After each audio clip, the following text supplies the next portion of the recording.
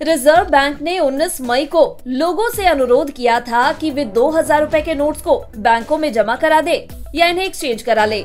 30 सितंबर के बाद 2000 रुपए का नोट चलन में नहीं रहेगा। हालांकि फिलहाल इसे बाजार में खरीद फरोख्त के लिए इस्तेमाल किया जा सकता है। अब 2000 के नोट पर आरबीआई के ऐलान का असर ये हुआ है कि बाजार से नकदी गायब होने लगी है।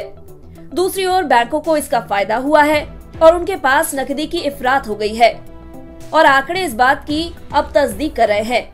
तो ये पूरी बात आपको इस रिपोर्ट में बताते हैं।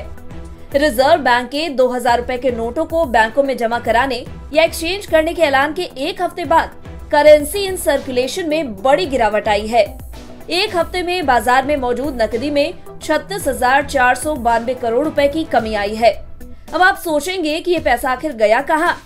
और इसके जवाब से ही आपको ये भी पता चलता है कि इकोनॉमी आखिर काम कैसे करती है। दरअसल सिस्टम में मौजूद नकदी इस वजह से कम हुई है क्योंकि सरकार ने 2000 रुपए का नोट बंद कर दिया। इससे हुआ क्या कि लोगों में अपने पास मौजूद 2000 रुपए के करेंसी नोट्स बैंकों में जमा कराने की भगदड़ मच गई। रिजर्व बैंक ने 2000 रुपए के नोट बैंकों में जमा कराने या इन्हें एक्सचेंज करने के लिए सितंबर तक का वक्त दिया है। इसी वजह से लोग जल्द से जल्द अपने पास मौजूद 2000 रुपए के नोट वापस करने में लग गए हैं। ऐसे में सिस्टम में मौजूद नकदी बैंकों के पास पहुंच रही है। रिजर्व बैंक के हालिया आंकड़े बताते हैं कि 26 मई को currency in circulation 34.4 lakh crore रुपए थी और इसमें इससे पिछले के हफ्ते के मुकाबले 36,492 करोड़ रुपए की गिरावट आई है। इसे ये भी अंदाजा लगाया जा सकता है कि 2000 रुपए के 36,000 करोड़ रुपए महज एक हफ्ते में एक्सचेंज किए गए हैं।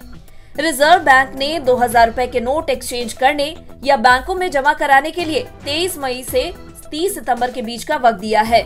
रिजर्व बैंक के आंकड़े ये भी बताते हैं कि 2000 रुपए के 3.6 लाख करोड़ रुपए सर्कुलेशन में है।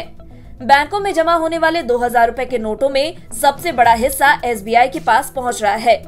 सोमवार को स्टेट बैंक ऑफ इंडिया के चेयरमैन दिनेश कुमार खारा ने कहा था कि एसबीआई के पास अब तक 14,000 करोड़ रुपए के 2000 रुपए के नोट आए हैं और 3000 करोड़ रुपए के नोट एक्सचेंज हुए हैं।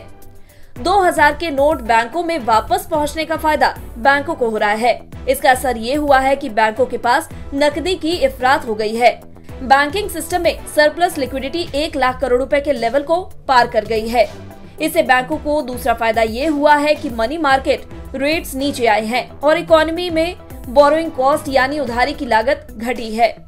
रिजर्व बैंक का ही एक और आंकड़ा बताता है कि वित्त वर्ष 2022-23 के दौरान कैश इन सर्कुलेशन में 7.8% का इजाफा हुआ है। वित्त वर्ष 2022-23 के अंत में देश में currency in circulation 33.78 lakh crore रुपए पर पहुंच गया। वित्त वर्ष 2021-22 के अंत में currency in circulation 31.33 lakh crore रुपए थी।